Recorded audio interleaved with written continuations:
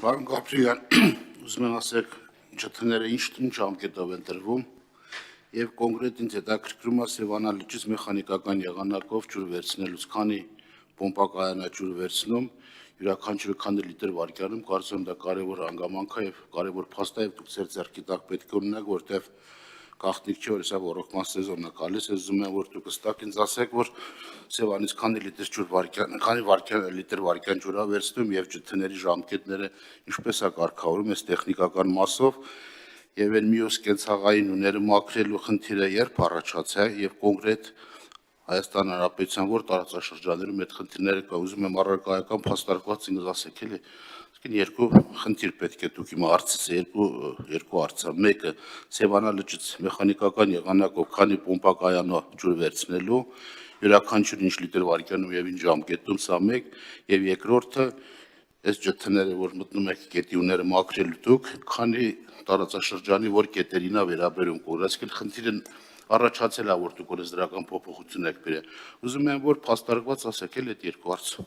Շնորհակալություն։ Պարոն Ղազարյան, շնորհակալ եմ հարցի համար։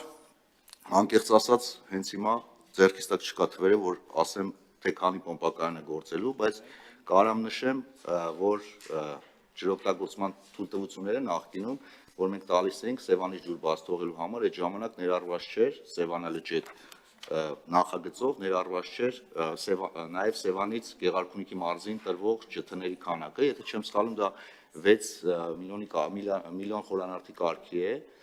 Սևանից, կարող է սխալվեմ, բայց եթե չեմ սխալվում, մոտարապես 6-ի կարգի է, իսկ ինչ վերաբերում է երկրորդ հարցին, որը կապված է գետերի հուների հետ, ես իմ ելույթի ժամանակ նշեցի, որ խնդիրը առաջացել է Տաուշի լոռու հետևանքով, եթե ավելի անկեղծ, կարծում եմ բոլոր գետերն էլ մաքրելու կարիք ունեն, որպեսզի այդ ջրաբերուկներից, քարերից, որոնք երկար ժամանակ չեն մաքրվել, ինչի համար ենք այս փոփոխությունը կատարում, որտեղ նախկինում շատ բարդ էր գետերի մաքրման հետ կապված, պետք է ջրօգտագործման թույլտվություն, որը նաև ձեր հարցում դուք ասեցիք, 50 աշխատանքային օր էր պահանջում, այս կարգով ավելի շատ թեթևացում է կարգը,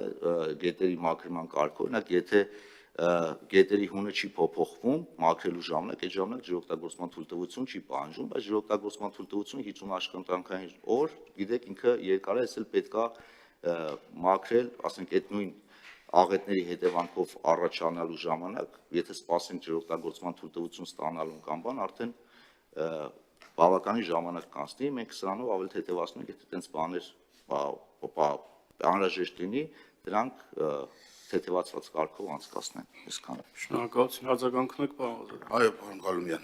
Պարոն Գաբրիելյան, ես կսպասեմ, որ դուք ինձ գրավոր ներկայացնեք այդ Սևանա լճից ռոռոկման նպատակով կոնկրետ։ Եթե մենք ստեղ 140-170 միլիոն լիտր ջուր ենք վերցնում, Գեղարքունիքը մոտարապես թվերը հիմա չեմ ուզում որ հնչեցնեք, եթե չգիտեք 6 միլիոնա, կուզենամ որ այն մնացած Սևանա լճից վերցված ջուրն էլ հասկանամ ինձ համար, էլի որ տեղականում եւ ինչ նպատակով, հստակ սպասեմ, խնդրեմ ձեզ դուք ինձ թվերով ներկայացնեք, որ կոնկրետ Սևանա լճից Գեղարքունիքի եւ այլ ռոռոկման նպատակներով ինչքան ջթ է տրված, եւ քանի լիտր վարկյանով եւ ինչ ժամկետներով։ Կտակ, շնորհակալություն, իհարկե մանրամասն տեղեկանքով ես ճիշտ հասկացա հարցը, որ ձեզ միայն Գեղարքունիքի մարզի տրվածն է, թե լրի, շատ լավ, շնորհակալություն, բայց շատ լավ կներկայացնենք։